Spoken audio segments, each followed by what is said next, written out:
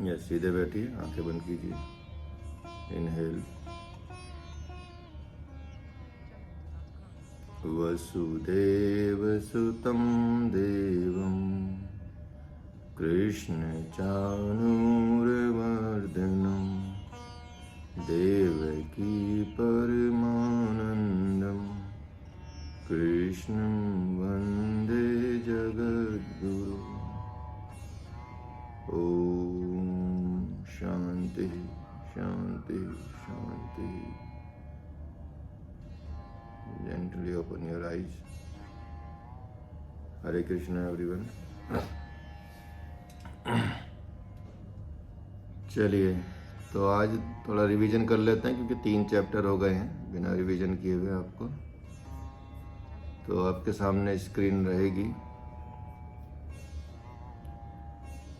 बीच बीच में कोई ज्वाइन करेगा तो फिर मुझे वापस चेंज करना होगा। 7, 8 और 9 चैप्टर रहेगा।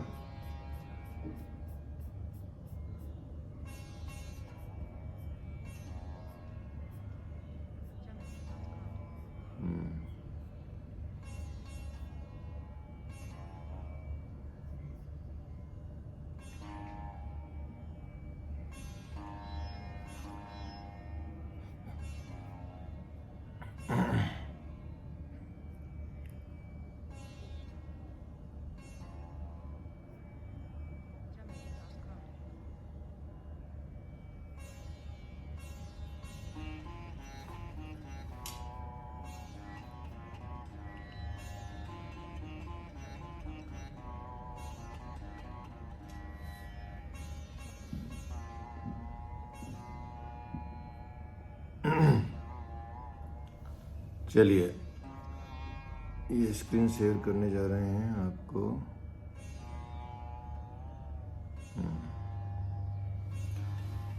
अध्याय 7 श्रीमद् भगवद गीता, अध्याय 7 ज्ञान विज्ञान योग। बता चुके थे पहले ही ये सारे अध्याय आपको, 7, 8 और 9, 10वां अध्याय। थोड़ा रिवीजन के बाद इसको हम शुरू करेंगे।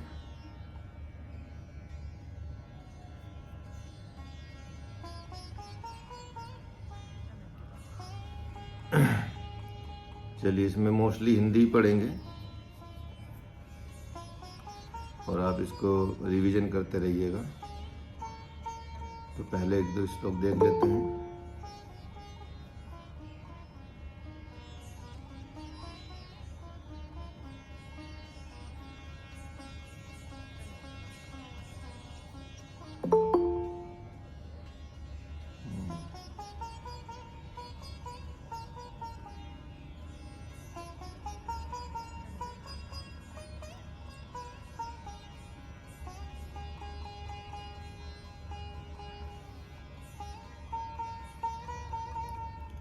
मयासक्त मनः पार्थ योगम युंजम दश्रय असंशयम समग्रम मां यथा ज्ञासस्य तच्छृणु।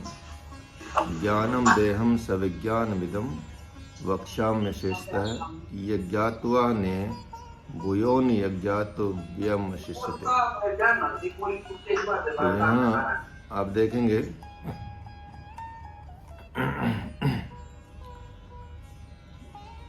ये ज्ञान विज्ञान योग है। भगवान ने कहा था कि इसमें हम ज्ञान को विज्ञान के साथ कहेंगे।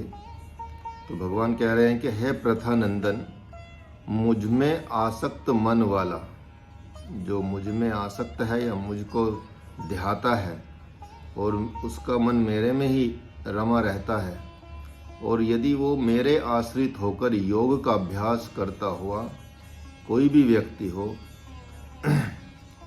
करता हुआ मेरे समग्र रूप को निसंदेह जिस प्रकार से जानेगा, उसको उसी प्रकार से सुन। तेरे लिए मैं यह विज्ञान सहित ज्ञान संपूर्णता से कहूँगा, जिसको जानने के बाद फिर इस विषय में जानने योग्य अन्य कुछ भी शेष नहीं रहेगा। तो भगवान यहाँ बता रहे हैं कि जो भी कुछ ज्ञान है उसके पीछे क्या लॉजिक है, क्या विज्ञान है, क्या उसके सिद्धांत हैं, उसको भी भगवान यहाँ बता रहे हैं महात्मा अर्जुन को। बताते हैं कि हजारों मनुष्यों में से, हजारों लाखों मनुष्यों में से कोई एक सिद्धि कल्याण के लिए यत्न करता है, और उन यत्न करने वाले सिद्धों मुक्त पुरुषों में कोई एक ही मुझे यथार्थ रूप से जानता है। अर्थात भगवान को भी पता है, मतलब भगवान को तो पता ही रहेगा कि जो लाखों करोड़ों मनुष्य हैं, पहली बात तो प्रयत्न नहीं करते भगवान को प्राप्त करने का, कोई यत्न नहीं करते, वो सिर्फ अपने ही माया जाल में फंसे रहते हैं, अपने ही जीवन में फंसे रहते हैं, और उसी के द्वारा उनका पूरा जीवन ऐसे ही समाप्त हो जाता है। और भगवान को वो मन से याद ही नहीं करते, या ये नहीं कभी कामना करते कि जिसने हमको बनाया है, जिसने हमको ये शरीर दिया है, जिसने हमको सही जीवन दिया है, उसके लिए भी थोड़ा बहुत जिया जाए। तो ये तो ध्यान ही नहीं रहता। अगर भगवान के मंदिर में भी जाते हैं या तो भगवान को प्रेयर भी करते हैं तो कुछ ना कुछ कह सकते हैं कि कामना रहती है। इसलिए भगवान ने कहा कि हजारों मनुष्यों में से कोई एक सिद्धि कल्याण के लिए यत्न करता है, और उन सिद्धि कल्याण के यत्न करने वालों में भी उनको मिल जाती हैं सिद्धियां, लेकिन उनमें से भी कोई सिद्धियों से जो मुक्त हो जाता है, वही व्यक्ति अगर मेरे में मन लगा लेता है तो वह यथार्थ रूप से मुझे जान जाता है कि वास्तव में मेरा स्वरूप क्या है, मेरा रूप क्या है। तो भगवान बता रहे हैं कि पृथ्वी, जल, तेज, वायु, आकाश, ये पंच महाभूत हुए। मन, बुद्धि, अहंकार, इस प्रकार ये 8 प्रकार के भेदों वाली मेरी यह अपरा प्रकृति है। अर्थात ये जो प्रकृति है, ये दिखाई देने वाली प्रकृति है, और है महाबाहो, इस अपरा प्रकृति से भिन्न जीव रूप बनी हुई मेरी परा प्रकृति को जान, जिसके द्वारा यह जगत धारण किया जाता है। क्योंकि हम सिर्फ इसी के चक्कर में जो पृथ्वी, जल, आकाश, वायु, ये पंच महाभूत हो गए, मन, बुद्धि, अहंकार, इन सब को मिला के ही हमारा जीवन चलता है, और हम समझ ही नहीं पाते कि इससे परे भी कुछ दुनिया है जो इसको चलाती है। पृथ्वी को कौन चलाता है, जल को कौन बनाता है, जल में क्या है, तेज, अग्नि, वायु, आकाश, ये सब कहाँ से आए हैं, इनके उत्पत्ति कारण कौन है, मन, बुद्धि, अहंकार का उत्पत्ति कारण कौन है, ये सब बताने वाली जो प्रकृति है, आप देखेंगे कि ये बनाने वाली प्रकृति को, जो अपरा प्रकृति, इसको कौन बनाता है। तो भगवान बता रहे हैं कि ये सब मेरे जो सारी परा प्रकृति जान, जो मेरा स्वरूप है, जो जीव रूप में ये बनी हुई है अपरा प्रकृति, ये परा प्रकृति द्वारा अर्थात मेरे द्वारा धारण की जाती है। अर्थात इसका सब अस्तित्व मेरे से ही है, और फिर भी मेरे से ये भिन्न व्यवहार करते हैं। संपूर्ण प्राणियों के उत्पन्न होने में अपरा और परा, इन दोनों प्रकृतियों का संयोग ही कारण है। ऐसा तुम समझो, मैं संपूर्ण जगत का प्रभाव और तथा प्रलय हूँ। तो भगवान यह बता रहे हैं कि जो भी आपको दिखाई दे रहा है, जो भी आपके मन में आ रहा है, जो भी आपकी बुद्धि में, चित्त में ग्रहण किया जा रहा है, वो सब अपरा प्रकृति का स्वरूप है।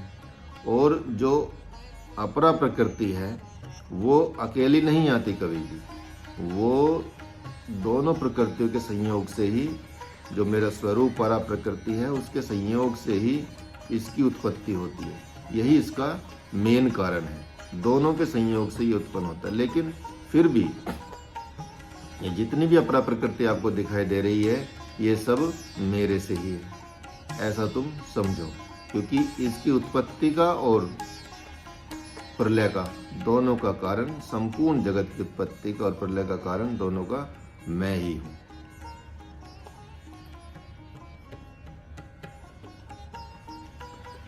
ठीक है, तो यहाँ समझ गए। अब भगवान बता रहे हैं कि इसलिए हे धनंजय, मेरे सिवाय इस जगत का दूसरा कोई किंचन मात्र भी कारण तथा कार्य नहीं है। जैसे सूत की मणियां सूत के धागों में पिरोई हुई होती हैं, ऐसे ही यह संपूर्ण जगत मेरे में ही ओत प्रोत है। अर्थात ये प्रभु एक धागे के रूप में जो अपरा प्रकृति है, जो मन बुद्धि चित्त अहंकार, ये सब प्रकृति के ही रूप हैं। जल अग्नि वायु तेज आकाश, ये सब प्रकृति के रूप है, इन्हीं से सब कुछ बना है। लेकिन इन सब में एक सूत की तरह भगवान विराजमान है। अर्थात तो कुछ भी भगवान से दूर नहीं है, अर्थात प्रभु से दूर नहीं है। लेकिन यदि दिखाई तो सिर्फ हमको यदि माला देती है, उसके सूत पे तो हम विचार ही नहीं करते कभी। जब कोई उसको पहनता है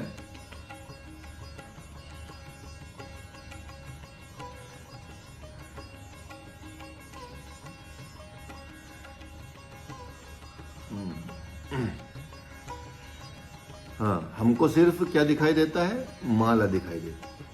तो इसी तरह से ये हमको प्रकृति दिखाई देती है, भगवान इसमें छिपे हुए हैं, ये हमको दिखाई नहीं देता। उनको खोजने वाले कुछ सिद्ध पुरुष ही होते हैं जो मुक्त हो चुके होते हैं और फिर भगवान को प्राप्त करने की इच्छा करते हैं। तो यही भगवान ये बता रहे हैं कि हे धनंजय, इसलिए ये मेरे सिवा इस जगत का दूसरा कोई किंचन मात्र भी कारण नहीं है और ना ही इसका कार्य है। जैसे सूत की मणियां सूत के धागों में पिरे हुई होती हैं, ऐसे ही संपूर्ण जगत मेरे में ओत प्रोत है।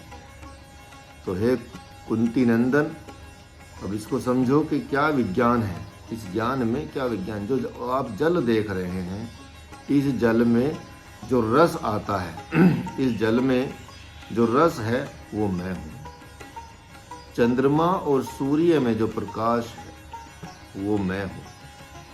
संपूर्ण वेदों में प्रणव अर्थात ओंकार, आकाश में शब्द और मनुष्यों में जो पुरुषार्थ वो भी मैं ही हूँ।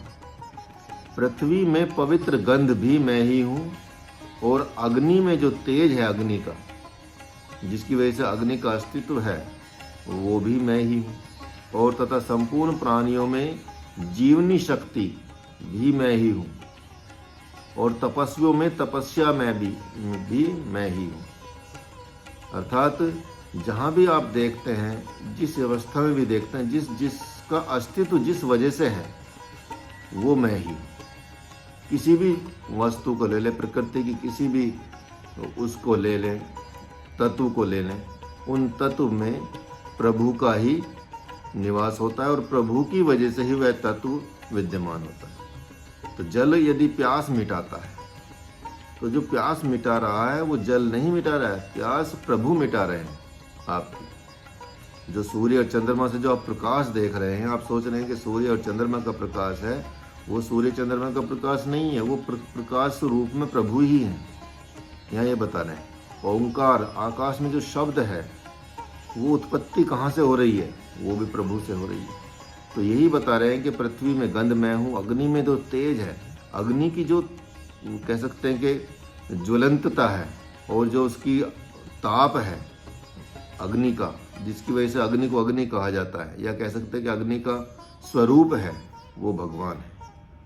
तो ये इसलिए भगवान बता रहे हैं कि संपूर्ण प्राणियों में जीवन शक्ति जो दिखाई देती है और तपस्वियों में जो तपस्या है वो भी मैं ही हूँ।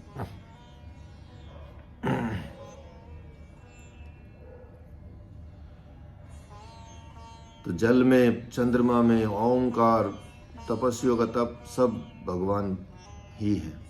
तो हे प्रथानंदन, संपूर्ण प्राणियों का अनादि बीज मुझे जान और बुद्धिमानों की बुद्धि भी मुझे ही जान और तेजस्वियों में तेज भी मैं ही हूँ। तो हे भरतवंशियों में श्रेष्ठ अर्जुन, बलवानों में काम और राग से रहित बल मैं ही हूँ और प्राणियों में धर्म से अविरुद्ध धर्मयुक्त काम मैं ही। हर स्थिति में मतलब कुछ भी अछूता भगवान से नहीं है। यही विज्ञान है, यही ज्ञान है, ज्ञान है कि पानी होता है, पानी H2O से बनता है, इससे होता है। एक बड़ा सिद्धांत आप देख सकते हैं कि पानी को आप अलग कर सकते हैं, जिसमें आप समझते हैं कि पानी में क्या है, हाइड्रोजन और ऑक्सीजन है। लेकिन आज तक कोई भी वैज्ञानिक पानी को बना नहीं सकता। हाइड्रोजन ऑक्सीजन मिलके पानी बन नहीं सकता। हाँ, पानी से हाइड्रोजन ऑक्सीजन बन अलग हो जाएगी तो पानी नहीं रहेगा। तो ये गूढ़ रहस्य है कि आप पानी को बना ही नहीं सकते। अगर तत्व दो ही तत्व होते तो दो तत्व मिलके चीज़ें बन जाती हैं, लेकिन यहाँ तो वो बन ही नहीं पाता। क्यों? क्योंकि उसमें जो विद्यमान है, जो तत्व है, जिसकी वजह से पानी का अस्तित्व है, वह ईश्वर है। अर्थात जिसकी वजह से इस संसार का अस्तित्व चल रहा है, वही तो ईश्वर है, वही तो प्रभु हैं। तो वही भगवान ये बता रहे हैं। और भगवान बता रहे हैं कि और तो और क्या कहूँ, जितने भी सात्विक भाव हैं और जितने भी राजस तथा तामस भाव हैं, वे सब मुझसे ही होते हैं, ऐसा उनको समझो। परंतु मैं उनमें और वे मुझ में नहीं हैं। किंतु इन तीनों गुण रूप भावों से मोहित यह संपूर्ण जगत, प्राणी मात्र, इन गुणों से अतीत अविनाशी मुझे नहीं जानता। क्योंकि ये तीनों गुण, सत रज तम, ये तीनों गुण भावों से जो मोहित रहता है, उसी में जो मोह रहता है, मोह की वजह से, इस माया की वजह से, इस संपूर्ण जगत के जो प्राणी हैं वो मुझे नहीं जानते।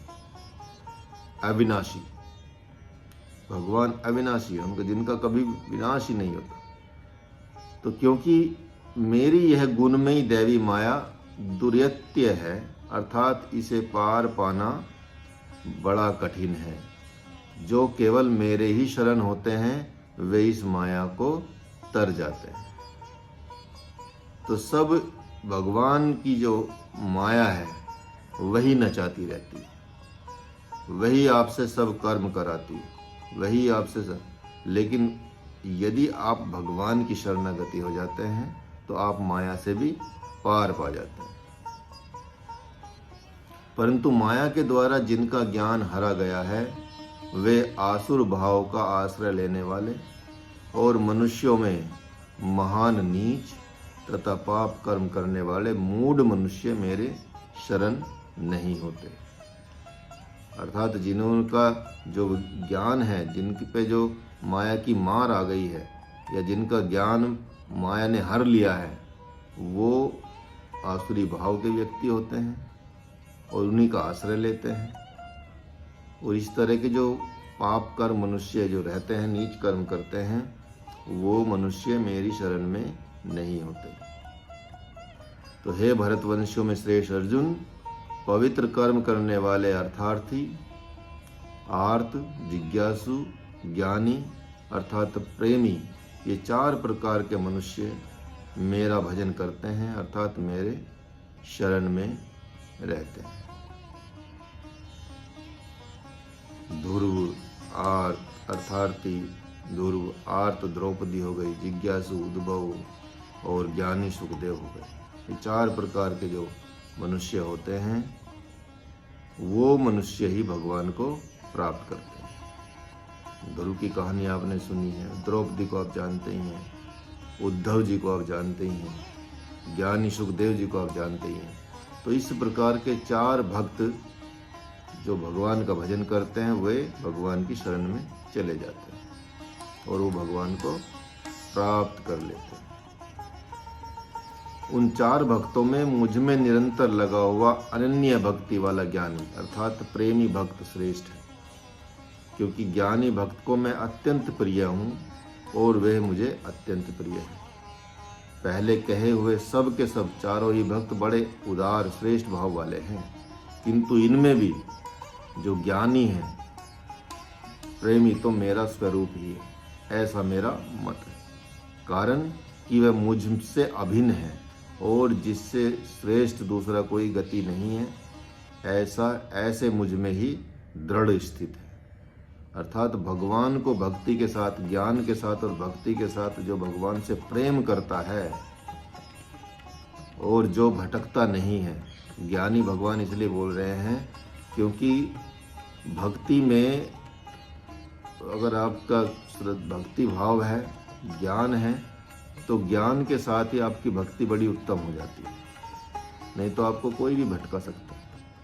अचानक से कोई दूसरी बात करेगा तो आप वहाँ भटक सकते हैं। थोड़ी सी बुराई करेंगे कोई भगवान की तो आप तुरंत प्रश्न खड़ा कर देंगे, अच्छा ऐसे कैसे हो सकता है, कोई एक आदमी पहाड़ कैसे उठा सकता है, ऐसा तर्क देते हैं। आजकल आप देख सकते हैं बड़े बड़े यूट्यूब पे आते हैं कि अच्छा एक चावल से कैसे पेट भर जाएगा किसी का, 1000 लोगों का एक चावल से पेट भर जाएगा, वाह वाह वाह, इस तरह की मतलब बात करते हैं। तो जो अज्ञानी होते हैं, भक्ति भाव है कोई दिक्कत नहीं, लेकिन जो अज्ञानी होते हैं वो समझते नहीं है इस ज्ञान को, वो मूर्ख हो जाते हैं उस मामले में, और फिर वो उनकी बातों में आ जाते हैं कि यार बात तो ठीक कह रहे हैं, हमने तो समझा ही नहीं था इसको, कि ऐसा तो हो ही नहीं सकता। क्योंकि जो हो नहीं सकता वही तो भगवान है। जो आपके दिमाग से ऐसा लगता है कि हो नहीं सकता और वही होता है, वही तो प्रभु हैं।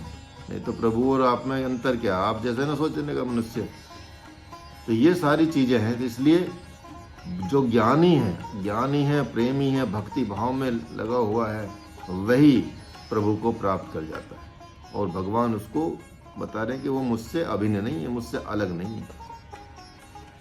बहुत जन्मों के अंतिम जन्म में अर्थात मनुष्य जन्म में सब कुछ परमात्मा ही है।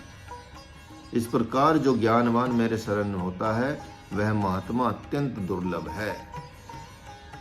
तो यहाँ भगवान कितनी गूढ़ बात बता रहे हैं कि बहुत से जन्मों के अंतिम जन्म भगवान बता रहे हैं मनुष्य का जन्म। सोचिए, अर्थात मनुष्य का जन्म क्यों अंतिम जन्म बताया भगवान ने, क्योंकि मनुष्य के जन्म में ही आपको मुक्ति मिल सकती है और किसी योनि में आपको मुक्ति का कोई आधार नहीं प्राप्त होता। वो सब भोग योनि होती है। मनुष्य योनि ही है जो कर्म योनि होती है, और इस कर्म योनि में ही आप कर्म करके परमात्मा को प्राप्त कर सकते हैं और ये अंतिम जन्म हो सकता है। इसलिए भगवान ने मनुष्य जन्म को अंतिम जन्म बताया। तो ये जो जन्म दिया जाता है, जो मनुष्य रूप में जन्म दिया जाता है, अगर इसमें भी आप परमात्मा को प्राप्त करने की इच्छा से काम नहीं करते हैं और परमात्मा को प्राप्त नहीं करना चाहते हैं, तो आपसे बड़ा अज्ञानी मूढ़ कोई हो नहीं सकता। तो इसलिए भगवान बता रहे हैं कि बहुत जन्मों के अंतिम जन्म में अर्थात मनुष्य जन्म में सब कुछ परमात्मा ही है। इस प्रकार जो ज्ञानवान मेरी शरण होता है, हर जगह देखेंगे कि ज्ञानवान आ रहा है। तो ज्ञानवान का मतलब ये है कि आप तत्व को सही तरीके से जानते हैं, भगवान के तत्व को आप सही प्रकार से जानते हैं, तभी आप ज्ञानवान हो सकते हैं और तभी आपकी भक्ति में श्रेष्ठता आ सकती है। नहीं तो डाउट हो जाएगा। यदि कोई भी थोड़ा भी भटकाने वाला जो ज्ञानी होता है, वो थोड़ा भटकाएगा और आप उधर चले जाओगे, या उधर गए भी नहीं तो शंका शुरू कर दोगे, डाउट शुरू कर दोगे, प्रश्न चिन्ह लगाना शुरू कर दोगे हर चीज पे। तो इसलिए ज्ञानवान मनुष्य ही भगवान की शरण में होता है और वह महात्मा अत्यंत दुर्लभ पाए जाते हैं। परंतु उन कामनाओं से जिनका ज्ञान हरा गया है, जिनको जो ज्ञान जिनका हर लिया गया है कामनाओं के द्वारा, ऐसे मनुष्य अपनी अपनी प्रकृति जैसे जैसे जिसका स्वभाव है अर्थात स्वभाव से नियंत्रित होकर उस अर्थात देवताओं के उन नियमों को धारण करते हुए अन्य देवताओं के शरण को चले जाते हैं। जो भक्त जिस देवता का श्रद्धा पूर्वक पूजन करता चाहता है, उस देवता में ही मैं उसी श्रद्धा को दृढ़ कर देता हूँ। अर्थात भगवान का कहना यह है कि यदि कोई व्यक्ति का जिनका ज्ञान हर लिया गया है, जिनमें कामना रहती है कि मैं इस कामना के द्वारा इसको प्राप्त करना चाहता हूँ, जैसे कोई ब्रह्मा जी की तपस्या कर रहा है, कोई शिव जी की तपस्या कर रहा है, कोई विष्णु भगवान की तपस्या कर रहा है, तो भगवान क्या करते हैं कि उनका जो दृढ़ विश्वास है, उनकी जो श्रद्धा है, उसी में दृढ़ कर देते हैं और उसको वो प्राप्त हो जाता है। पूजन से, भक्ति से, श्रद्धा से, जो भी आप यज्ञ वगैरह करते हैं, देवी देवताओं की पूजा करते हैं, तो वो आपको जो जिस कामना से आप पूजा पाठ कर रहे हैं, यदि पवित्रता जो उनके नियम हैं उसके अनुसार करते हैं तो आपको वो प्राप्त हो जाती है और भगवान उसी में आपको दृढ़ कर देते हैं। इसलिए फिर आप भगवान की तरफ देख ही नहीं पाते। तो मेरा द्वारा दृढ़ हुई श्रद्धा से युक्त होकर वह मनुष्य उस देवता की जो सकाम भावपूर्ण उपासना करता है और उसकी वह कामना पूरी भी होती है, परंतु वह कामना पूर्ति मेरे द्वारा ही विहित की हुई होती, उसमें भी भगवान ही रहते हैं। वो कामना भी भगवान के द्वारा ही, देवताओं के द्वारा पूरी की जाती है, भगवान ही उसमें मूल कारण होते हैं। परंतु उन तुच्छ बुद्धि वाले मनुष्यों को उन देवताओं की आराधना का फल अंत वाला ही मिलता है। देवताओं का पूजन करने वाले देवताओं को प्राप्त होते हैं और वे मेरे भक्त मुझे ही प्राप्त होते हैं। तो यहाँ भगवान बता रहे हैं कि जो तुच्छ भाव बुद्धि वाले मनुष्य जो समझ ही नहीं पाते, तो देवताओं की आराधना करते हैं और उनको जो फल मिलता है आराधना का फल वो अंत वाला होता है, अर्थात नाश वाला होता है। उसका एक टाइमिंग होता है कि उसको प्राप्त करने के बाद उसका एक समय खत्म हो जाएगा, फिर वो फल की समाप्ति हो जाएगी और फिर वो अलग अन्य देवताओं की पूजा करेगा।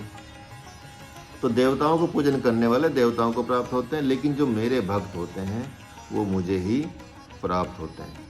इसलिए भगवान के भक्त होने के लिए कोई नियम नहीं है, कोई ऐसे रूल्स रेगुलेशंस नहीं बने हुए हैं। बस उनके प्रति तो भक्ति जग जाए, वही भगवान के लिए काफ़ी है। वहीं आपको वो सर्वस्व दे देते हैं, अपने आप को ही दे देते हैं।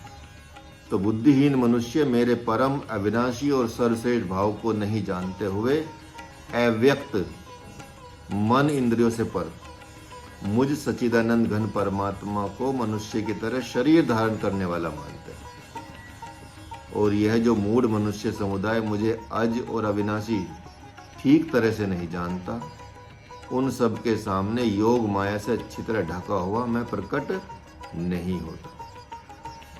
तो भगवान सिर्फ उन्हीं के लिए प्रकट होते हैं जो उस माया को पार कर जाते हैं और भगवान की शरण में भक्ति भाव से लगे रहते हैं।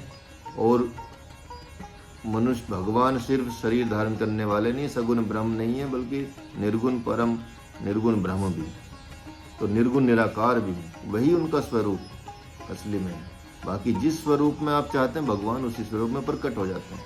लेकिन जब हम भगवान की तरफ नहीं देखते, उनकी तरफ नहीं बढ़ते और उनको उस तरफ हमको दिखाई नहीं देता, तो भगवान बता रहे हैं कि उन सब के सामने योग माया से मैं अच्छी तरह ढका हुआ हूँ और कभी प्रकट नहीं होता।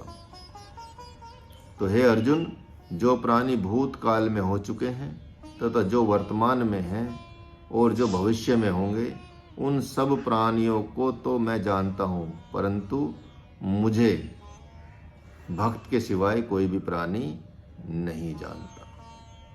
भगवान बता रहे हैं कि उन सब को तो मैं जानता हूँ, लेकिन सिर्फ भक्त ही मुझे जान पाते हैं। जो सच्चे भक्त होते हैं, जो ज्ञानी भक्त होते हैं, वही भगवान को जान पाते हैं। कारण की है भरतवंश में उत्पन्न शत्रुतापन अर्जुन, इच्छा राग और द्वेष से उत्पन्न होने वाले द्वंद्व मोह से मोहित संपूर्ण प्राणी संसार में अनादिकाल से मूढ़ता को अर्थात जन्म मरण को प्राप्त हो रहे हैं। परंतु जिन पुण्य कर्मा मनुष्यों के पाप नष्ट हो गए हैं, वे द्वंद्व मोह से रहित हुए मनुष्य दृढ़ वृत्ति होकर मेरा भजन करते हैं। ये क्रम तो चल ही रहा है कि जो राग द्वेष से उत्पन्न होने वाले द्वंद्व है, मोह है, वो संपूर्ण प्राणी संसार आता और जन्म मरण के चक्कर में पड़ा रहता है। लेकिन कभी भी इस जन्म मरण के चक्कर में, इस दौरान जो एक पीरियड मिलता है, इस दौरान भगवान को प्राप्त करने की कभी किसी की इच्छा नहीं होती और वो संसार में उसी तरह से भटकता रहता है। मतलब फिर वो कभी कह सकते हैं कि भगवान की तरफ आता नहीं और मुक्त नहीं हो पाता। लेकिन जिनके ना पाप नष्ट हो गए हैं, तो जिनके पाप नष्ट हो जाएंगे, वो भगवान की तरफ बढ़ने लगेंगे और द्वंद्व और मोह से रहित हो जाएंगे और फिर भगवान का भजन करेंगे और अंततः भगवान को प्राप्त हो जाएंगे। फिर उनका ये जो चक्र चलता है मनुष्य का जन्म मृत्यु का, ये समाप्त हो जाएगा। तो भगवान यह बता रहे हैं कि वृद्धावस्था और मृत्यु से मुक्ति पाने के लिए जो मनुष्य मेरा आश्रय लेकर प्रयत्न करते हैं, वे उस ब्रह्म को, संपूर्ण अध्यात्म को और संपूर्ण कर्म को जान जाते हैं। जो मनुष्य अधिभूत तथा अधिदैव के सहित और अधियज्ञ के सहित मुझे जानते हैं, वे मुझ में लगे हुए चित्त वाले मनुष्य अंत काल में भी मुझे ही जानते हैं, अर्थात प्राप्त होते हैं। तो ये भगवान ने यहाँ 3 यज्ञ बताए, तो जिनका आपको एक्सप्लेनेशन मिल चुका है, उसको आप पढ़ लीजिएगा। 8वां अध्याय है, आप देखेंगे।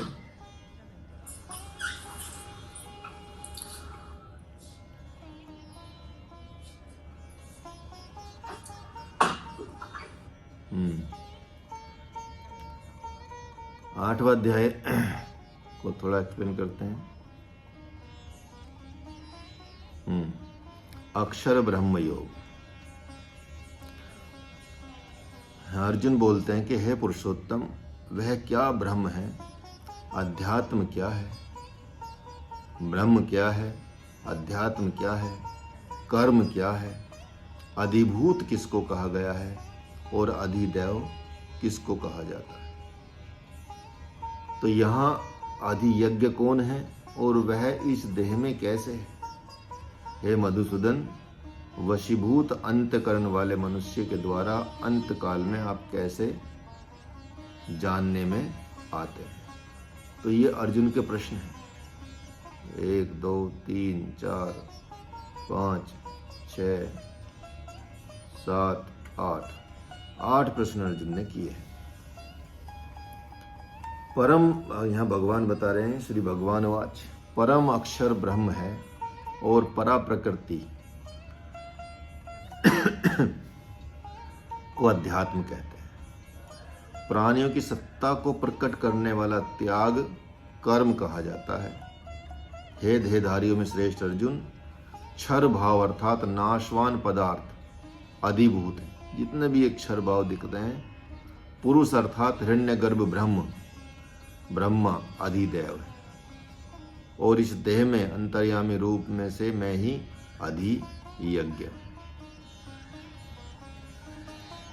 आगे बताते हैं, जो मनुष्य अंत काल में भी मेरा स्मरण करते हुए शरीर छोड़कर जाता है, वह मेरे स्वरूप को ही प्राप्त होता है, इसमें संदेह नहीं है। हे कुंती पुत्र अर्जुन, मनुष्य अंत काल में जिस जिस भी भाव का स्मरण करते हुए शरीर छोड़ता है, वह उस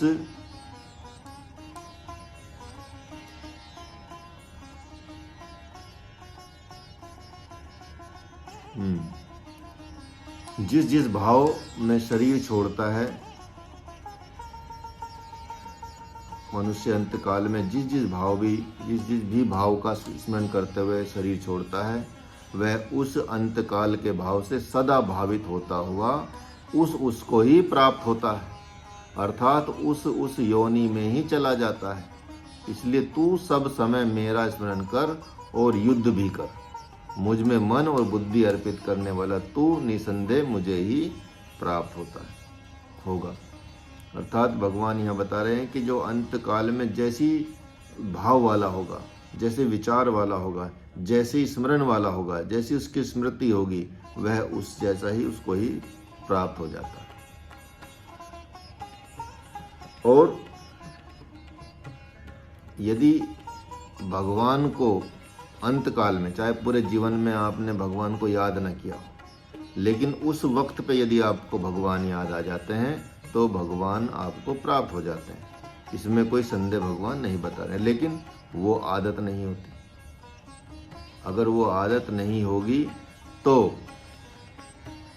फिर अंत समय पे क्या होगा हमको कुछ पता नहीं चलता। इसलिए निरंतर यदि हम भगवान का स्मरण करते रहें और निरंतर चलता रहे ये, और जिस वक्त भी ऐसा वक्त आएगा तो भगवान हमारे सामने होंगे और हमको भगवान प्राप्त हो जाएंगे।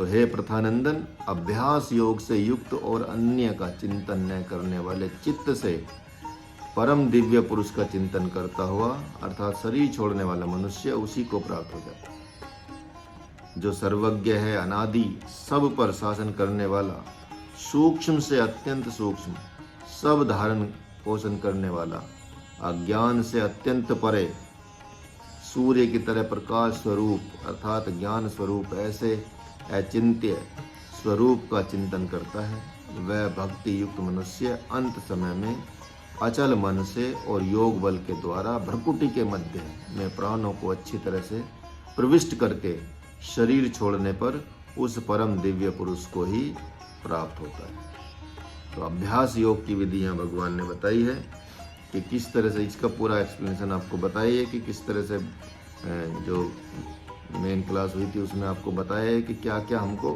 किस वक्त उठना है, किस वक्त ध्यान करना है, किस वक्त प्राणायाम करना है, किस वक्त भोजन करना है, किस वक्त टहलना है, किस वक्त आपको चिंतन करना है, किस वक्त मनन करना है, ये सब एक सीक्वेंस में। और जब शरीर छोड़ना हो तो भ्रकुटी के द्वारा योग बल से, इसलिए आप देखेंगे बहुत सारे योगी अपनी मर्जी से अपना शरीर छोड़ देते हैं, वो उसी तरह से प्राण त्यागते हैं और फिर वो भगवान को प्राप्त हो जाते हैं। वेद वेदता लोग जिसको अक्षर कहते हैं, वीतराग यति जिसको प्राप्त करते हैं, और साधक जिसकी प्राप्ति की इच्छा करते हुए ब्रह्मचर्य का पालन करते हैं, वह पद मैं तेरे लिए संक्षेप से कहूँगा।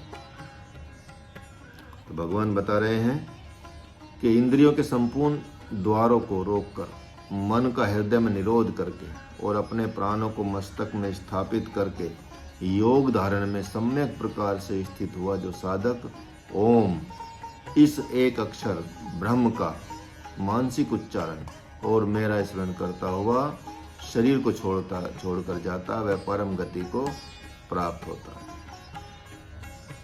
कितनी गूढ़ रहस्य की बातें भगवान बता रहे हैं, और यदि हम अभी नहीं समझे तो फिर हम इसी माया चक्कर में चलते रहेंगे, फिर पता नहीं कब मनुष्य का जन्म प्राप्त होगा और फिर कब हमको भगवान का ज्ञान मिलेगा। तो हे प्रथानंदन, अनन्य चित्त वाला जो मनुष्य मेरा नित्य निरंतर स्मरण करता है, उस नित्य निरंतर मुझ में लगे हुए योगी के लिए मैं सुलभ हूँ, अर्थात उसको सुलभता से प्राप्त होता हूँ।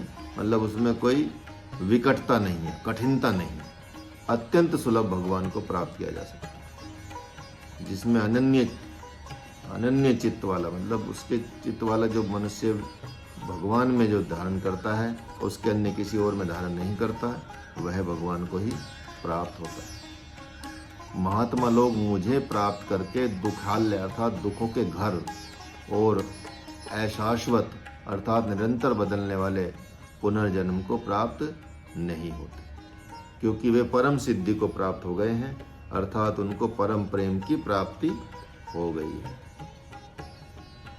तो हे अर्जुन, ब्रह्मलोक तक सभी लोग पुनरावृत्ति वाले हैं, अर्थात वहां जाने पर पुनः लौटकर संसार में आना पड़ता है, परंतु हे कौन्तेय, मुझे प्राप्त होने पर पुनर्जन्म नहीं होता। अर्थात भगवान बता रहे हैं कि जो जैसे स्वर्ग लोक है, ब्रह्म लोक है, देव लोक है, मृत्यु लोक है, पाताल लोक है, कोई भी लोक है, असुर लोक है, गंधर्व लोक है, किन्नर, कोई भी लोक है, वो सब लोक जितने भी लोक हैं वो सब पुनरावृत्ति वाले लोक हैं। अर्थात वहाँ का जो एक टाइम आपको मिला है वो खत्म होने पर तुरंत आप फिर संसार में आ जाते हैं। लेकिन जो भगवान को प्राप्त होते हैं तो वो किसी भी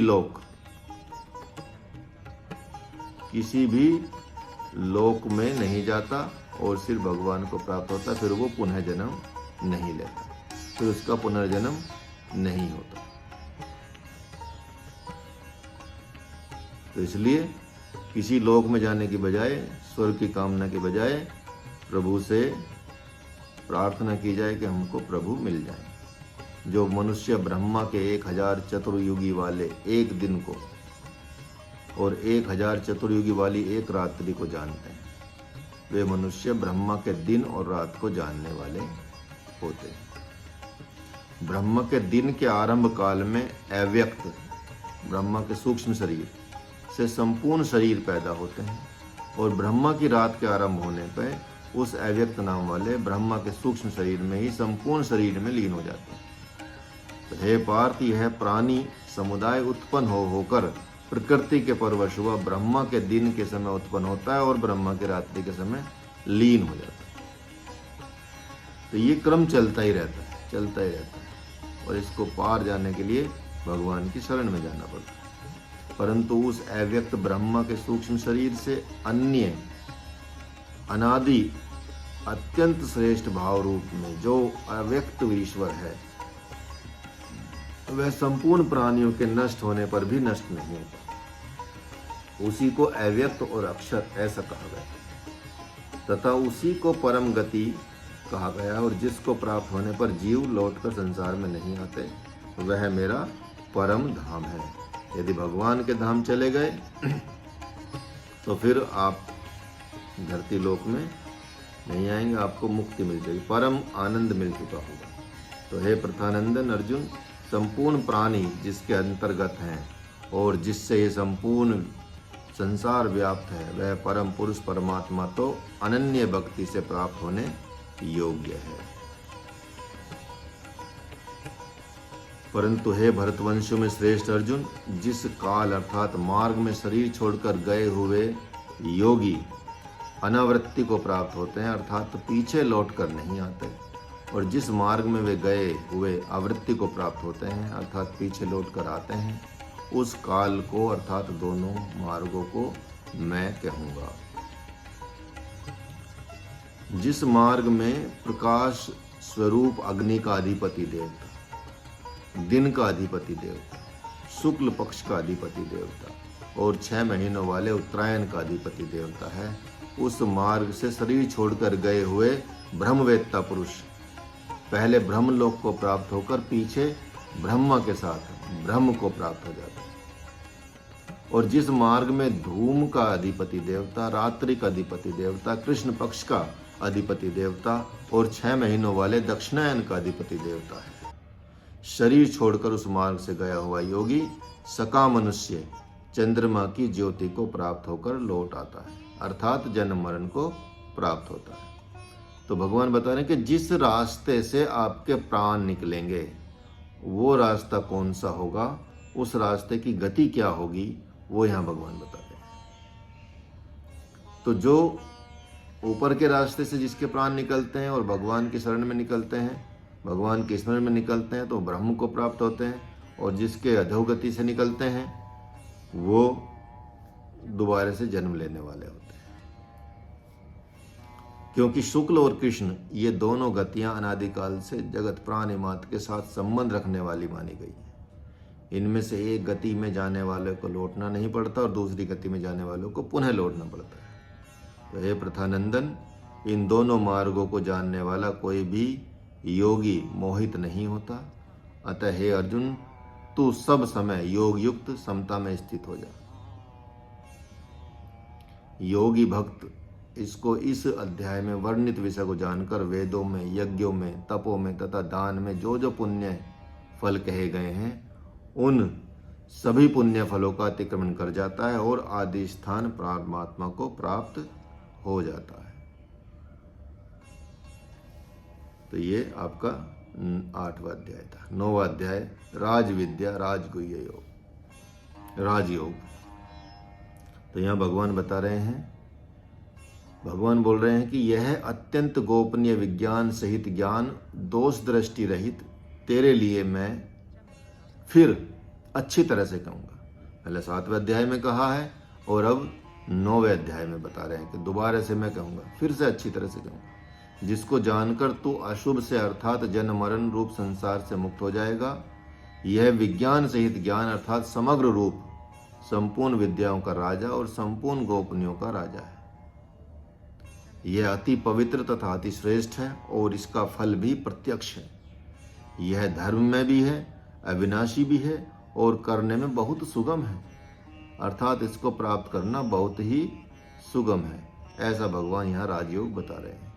तो हे परंतप, इस धर्म की महिमा पर श्रद्धा न रखने वाले मनुष्य मुझे प्राप्त न होकर मनुष्य मृत्यु रूप संसार के मार्ग में लौटते रहते हैं, अर्थात बार बार जन्मते मरते रहते हैं। तो इसलिए यह जानना आवश्यक हो जाता है। यह सब संसार मेरे निराकार स्वरूप से व्याप्त है। संपूर्ण प्राणी मुझ में स्थित हैं, परंतु मैं उनमें स्थित नहीं हूँ, तथा वे प्राणी भी मुझ में स्थित नहीं। मेरे इस ईश्वर संबंधी योग अर्थात सामर्थ्य को देख।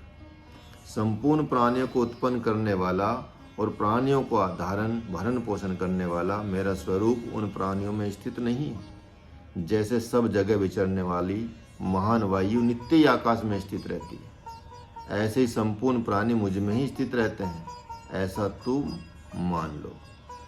इसका उदाहरण आपको दे चुके हैं, बर्फ का, पानी का। ठीक है। तो हे कुंती नंदन, कल्पों का क्षय होने पर अर्थात महाप्रलय के समय संपूर्ण प्राणी मेरी प्रकृति को प्राप्त होते हैं, और कल्पों के आदि में अर्थात महासर्ग के समय मैं फिर उनकी रचना करता हूँ। प्रकृति के वश में होने से परतंत्र हुए इस संपूर्ण प्राणी समुदाय की कल्पों के आदि में मैं अपनी प्रकृति को वश में करके बार बार रचना करता हूँ। तो हे धनंजय, उन सृष्टि रचना आदि कर्मों में अनासक्त और उदासीन की तरह रहते हुए मुझे वे कर्म नहीं बांधते, क्योंकि भगवान किसी भी कर्म में आसक्त नहीं रहते, इसलिए कर्मों का बंधन भगवान को नहीं टच करता। इसलिए जो मनुष्य कर्मों में आसक्त नहीं होता, अनासक्त भाव से कोई भी कर्म करता है और भगवान को समर्पित करके करता है, तो उसके भी कर्म उसे बांधते नहीं। प्रकृति मेरी अध्यक्षता में चराचर सहित संपूर्ण जगत की रचना करती है। हे कुंती नंदन, इसी हेतु से जगत का विविध प्रकार से परिवर्तन होता है। मूर्ख लोग मेरे संपूर्ण प्राणियों के महान ईश्वर रूप श्रेष्ठ भाव को न जानते हुए मुझे मनुष्य शरीर के आश्रित मानकर अर्थात साधारण मनुष्य मानकर मेरी अवज्ञा करते हैं। जो आसुरी, राक्षसी और मोहिनी प्रकृति का ही आश्रय लेते हैं, ऐसे अविवेकी मनुष्य की सब आशाएं व्यर्थ होती हैं, सब शुभ कर्म व्यर्थ होते हैं और सब ज्ञान व्यर्थ होता है। अर्थात उनकी आशाएं, कर्म और ज्ञान सत्फल देने वाले नहीं होते। परंतु हे प्रथानंदन, दैवी प्रकृति के आश्रित अनन्य मन वाले महात्मा लोग मुझे संपूर्ण प्राणियों का आदि और अविनाशी समझकर मेरा भजन करते हैं। नित्य निरंतर मुझ में लगे हुए मनुष्य दृढ़ व्रती होकर लगन पूर्वक साधना में लगे हुए और प्रेम पूर्वक कीर्तन करते हुए तथा मुझे नमस्कार करते हुए निरंतर मेरी उपासना करते हैं। दूसरे साधक ज्ञान यज्ञ के द्वारा एकाकी भाव से मेरा पूजन करते हुए, मेरी उपासना करते हुए, और दूसरे भी कई साधक अपने को पृथक मानकर चारों तरफ मुख वाले मेरे विराट रूप की अर्थात संसार को मेरा विराट रूप मानकर सेव्य सेवक भाव से मेरी अनेक प्रकार से उपासना करते हैं।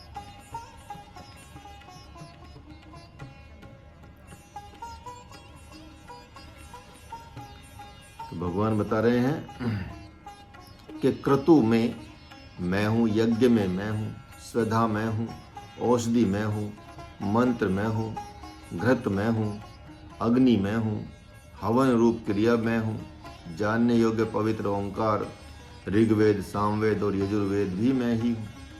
इस संपूर्ण जगत का पिता, धाता, माता, पितामह, गति, भर्ता, प्रभु, साक्षी, निवास, आश्रय, सुहृद, उत्पत्ति, प्रलय, स्थान, निधान, भंडार तथा अविनाशी बीज भी मैं ही हूँ। तो हे अर्जुन, संसार के हित के लिए मैं ही सूर्य रूप से तपता हूँ और मैं ही जल को ग्रहण करता हूँ और फिर उस जल में जल की मैं ही वर्षा रूप से बरसता हूँ। तो और तो क्या कहूँ, मैं अमृत और मृत्यु, सत और असत भी मैं ही हूँ।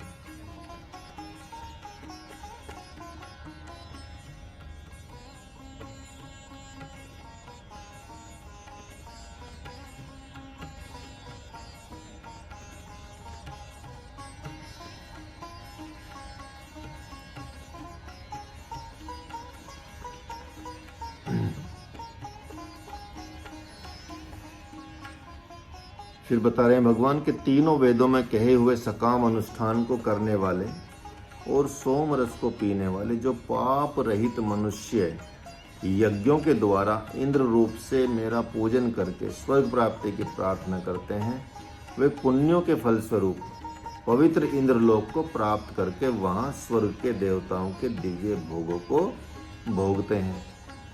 वे उस विशाल स्वर्गलोक के भोगों को भोगकर पुण्य क्षीण होने पर मृत्युलोक में आ जाते हैं।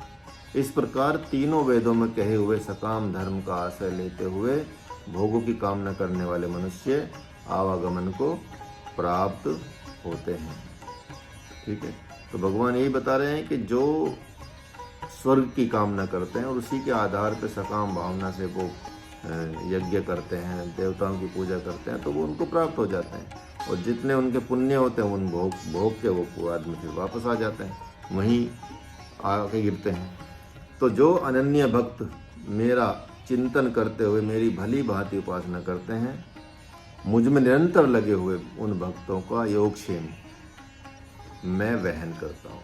अर्थात योगक्षेम मतलब जो उनके पास नहीं है वो उन्हें ला कर देता हूँ, और जो उनके पास है उसकी रक्षा करता हूँ, और जो उनको भक्ति भाव में या ईश्वर प्राप्ति में अड़चन पैदा करता है उनसे वो भगवान ले लेते हैं। तो योगक्षेम बन जाता है भगवान कि जो रास्ते में भगवान के रास्ते में अगर कोई चीज़ अड़चन पैदा करती है तो वो भगवान उसको छीन लेते हैं। जो उनको प्राप्त नहीं होता उस रास्ते में वो उनको दे देते हैं, और जो प्राप्त है पहले से ही उसकी वो रक्षा करते हैं। तो भगवान योगक्षेम बन जाते हैं अपने भक्तों के। तो हे कुंती नंदन, जो भी भक्त मनुष्य श्रद्धा पूर्वक अन्य देवताओं का पूजन करते हैं वे भी मेरा ही पूजन करते हैं, पर करते हैं अविधि पूर्वक, अर्थात देवताओं को मुझसे अलग मानते हैं। इसलिए देवता अलग से फिर उनको वो दे देते हैं जो उनको चाहिए, क्योंकि संपूर्ण यज्ञों का भोक्ता और स्वामी मैं ही हूँ, परंतु वे मुझे तत्व से नहीं जानते, इसी से उनका पतन होता है। सकाम भाव से देवताओं का पूजन करने वाले शरीर छोड़ने पर देवताओं को प्राप्त होते हैं। पितरों का पूजन करने वाले पितरों को प्राप्त होते हैं, और भूत प्रेतों का पूजन करने वाले भूत प्रेतों को प्राप्त होते हैं, परंतु मेरा पूजन करने वाले मुझे ही प्राप्त होते हैं। तो भगवान तो सीधी सी बात कर रहे हैं कि जैसा जिसको चाहिए वो वैसा पूजा पाठ करता है और उसी को प्राप्त हो जाता है। हाँ, यदि जब तक ज्ञान नहीं है तब तक वो चीज़ें भी उसमें ही हेल्प करती हैं। इसलिए भगवान बता रहे हैं कि उनका सबका मैं ही हूँ, भोक्ता मैं ही हूँ। लेकिन यदि आप उसमें प्रोग्रेस करते करते यदि मुझ पर नहीं आते तो तब वो आप वहीं चक्कर लगाते रहेंगे। और जैसी आपकी बुद्धि सूक्ष्म होती है और आप में ज्ञान आता है और श्रद्धा भक्ति जग जाती है भगवान के प्रति, तो फिर वो भगवान की पूजा करते हैं और भगवान को ही प्राप्त हो जाते हैं। जो भक्त पत्र पुष्प फल जल आदि यथासाध्य और अनायास प्राप्ति वस्तु को प्रेम पूर्वक मेरे अर्पण करता है, उस मुझ में तल्लीन हुए अंतःकरण वाले भक्त के द्वारा प्रेम पूर्वक दिए हुए उपहार भेंट को मैं खा लेता हूँ, अर्थात स्वीकार कर लेता हूँ। तो इसलिए भगवान बता रहे हैं कि कुछ भी पुष्प हुए, फल हुए, जल हुआ, लेकिन यथासाध्य और अनायास प्राप्त वस्तु प्रेम पूर्वक यदि मुझे अर्पण, कोई भी चीज़ भगवान को यदि प्रेम पूर्वक अर्पण की जाती है तो भगवान उसको स्वीकार कर लेते हैं। तो हे कुंती पुत्र, तू जो कुछ करता है, जो कुछ भोजन करता है, जो कुछ यज्ञ करता है, जो कुछ दान देता है और जो कुछ तप करता है, वह सब मेरे को अर्पण करता चल। इस प्रकार मेरे अर्पण करने से कर्म बंधन से और शुभ और अशुभ संपूर्ण कर्मों के फलों से तू मुक्त हो जाएगा। ऐसे अपने सहित सब कुछ मेरे अर्पण करने वाला और सबसे सर्वथा मुक्त हुआ तू मुझे प्राप्त हो जाएगा। इसलिए भगवान को सारे शुभ अशुभ सभी कर्म को समर्पित करना होता है। फिर आपके ना शुभ कर्म रहते हैं ना अशुभ कर्म रहते हैं, आप सिर्फ भगवान आपको प्राप्त हो जाता है। तो मैं संपूर्ण प्राणियों में समान हूँ। उन प्राणियों में न तो कोई मेरा द्वेषी है और न कोई प्रिय है, परंतु जो प्रेम पूर्वक मेरा भजन करते हैं वे मुझ में हैं और मैं भी उनमें रहता हूँ। अगर दुराचारी से दुराचारी भी अनन्य भक्त होकर मेरा भजन करता है तो उसको साधु ही मानना चाहिए, कारण कि उसने निश्चय बहुत अच्छी तरह कर लिया है। वह तत्काल उसी क्षण धर्मात्मा हो जाता है और निरंतर रहने वाली शांति को प्राप्त हो जाता है। तो हे कुंती नंदन, मेरे भक्त का पतन नहीं होता, ऐसी तुम प्रतिज्ञा करो। भगवान बता रहे हैं कि कितना भी दुराचारी हो, जैसे अभी मतलब बहुत सारे डाकू हुए, दुराचारी हुए, वो भगवान की शरण में आते ही भगवान के हो गए और फिर उनका पूरा जीवन ही बदल गया। तो हे प्रथानंदन, जो भी पाप योनि वाले हों तथा जो भी स्त्रियां वैश्य और शूद्र हों, वे भी सर्वथा मेरे शरण होकर निसंदेह परम गति को प्राप्त हो जाते हैं। अर्थात भगवान ने बताया, चाहे वो स्त्री हो, पुरुष हो, वैश्य हो, शूद्र हो, निकृष्ट प्राणी हो, दुराचारी हो, कोई भी व्यक्ति भगवान के यहाँ भेद है ही नहीं, वो सब को प्राप्त हो सकते हैं, सब को प्राप्त हो सकते हैं, ये भगवान ने बता रहे हैं। जो पवित्र आचरण करने वाले ब्राह्मण और ऋषि स्वरूप क्षत्रिय भगवान के भक्त हों, वे परम गति को प्राप्त हो जाएं, इसमें तो कहना ही क्या है।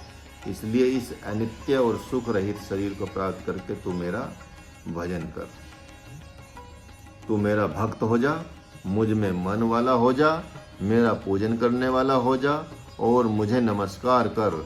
इस प्रकार अपने आप को मेरे साथ लगाकर मेरे परायण हुआ तू मुझे ही प्राप्त होगा। भगवान ने सूत्र दे दिया है कि मेरा ही भक्त हो जा, मतलब भगवान के भक्त हो जाओ, भगवान में मन लग जाओ, भगवान वाले मन का हो जाओ, भगवान के पूजन हो जाओ, भगवान को ही नमस्कार करो, भगवान का स्मरण करो, तो वो भगवान को ही प्राप्त हो जाते हैं। हरे कृष्ण। अब है आपका 10वां अध्याय चलेगा, विभूति योग, विस्तार से इसको बताया जाएगा। ठीक है, तो 3 अध्याय का ये आपका रिवीजन हो गया है। इसको भी मैंने रिकॉर्ड कर लिया है वैसे तो, ठीक है, तो इसको भी आप, वैसे ये है ही आपके पास तो सारी, वो जो आपको ये लोग छोटी किताब है उसमें सब लिखा हुआ है, तो वहीं से ये सब है।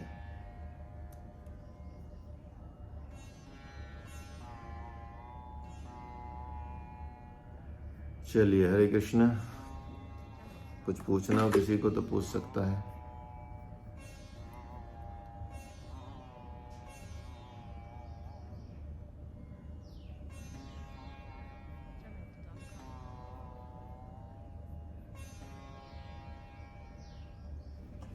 ठीक है, चलिए सीधे बैठिए।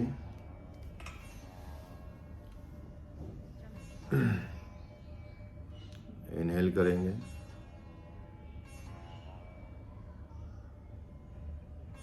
ओम भूर्भुवस्वः तत्सवितुर्वरेण्यं भर्गो देवस्य धीमहि धियो यो नः प्रचोदयात्। ओम शांति शांति शांति। ओम। चलिए, हरे कृष्ण।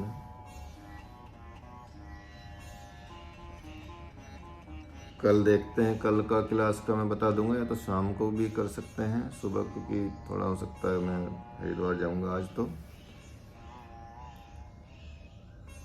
बता दें जाएगा आपको किस टाइम करनी है। जी गुरु जी। हरे कृष्णा गुरु जी। हरे कृष्ण जी। हरे कृष्ण। हरे कृष्ण गुरु जी। हरे कृष्ण। गुरु जी। हरे कृष्ण जी। हरे चलिए, कृष्ण गुरु जी। हरे कृष्ण जी। आपका दिन शुभ हो। धन्यवाद गुरु जी। धन्यवाद गुरु जी। Thank you.